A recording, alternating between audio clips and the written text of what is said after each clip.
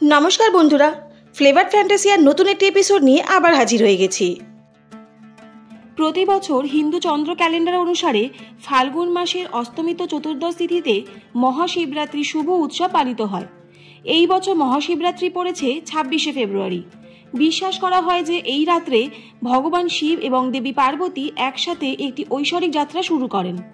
জনশ্রুতি আছে যে এই দিনে শিব এবং পার্বতীর বিবাহ হয়েছিল। শিব এবং গৌরীকে সন্তুষ্ট করার জন্য লোকেরা শিবরাত্রি দিনে ভক্তি সহকারে উপবাস করে এবং ধর্মীয় অনুষ্ঠান করে। প্রতি বছর ফাল্গুন মাসে কৃষ্ণপক্ষে চতুর্দশতম দিনে পালিত হয় মহাশিবরাত্রি ব্রত। এবছর মহাশিবরাত্রি পড়েছে 26শে ফেব্রুয়ারি। এই পূর্ণতিথিতে বেলপাতা, ধুতরো ফুল, শ্বেত চন্দন, সাদা ফুল, মরশুমি ফল, গঙ্গা জল এবং দুধ দিয়ে পুজো করা হয় মহাদেবের। এই পূর্ণতিথিতে উপবাস করেন ব্রতীরা। এই দিনে দেবদেবীকে কি ভোগ উৎসর্গ করা যায়? এই দিনে ভগবান শিবের আশীর্বাদ পেতে বিশেষ ভোগে কি জিনিস রাখা উচিত আসুন দেখে নিই।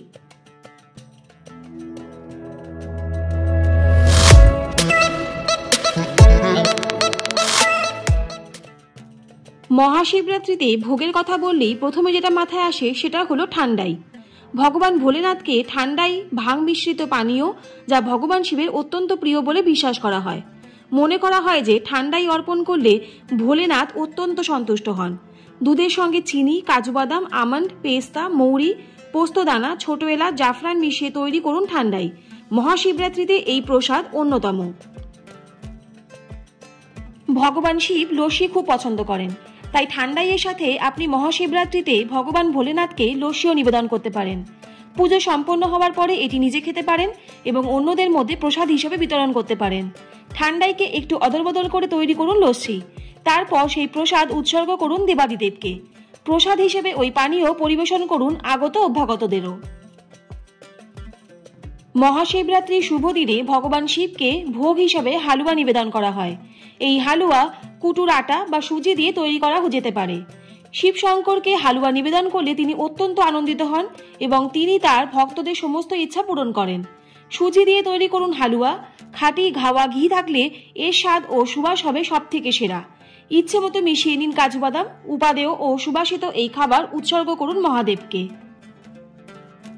ভগবান শম্ভু ভাং বিশেষভাবে পছন্দ করেন। মহাশিবরাত্রিতে পুজোয় ভাং পাতা ব্যবহার করা ছাড়াও আপনি ভাঙের পাকোড়াও নৈবেদ্য হিসাবে প্রস্তুত করতে পারেন। ভাঙের পাকোড়া নিবেদন করা শুভ বলে মনে করা হয়।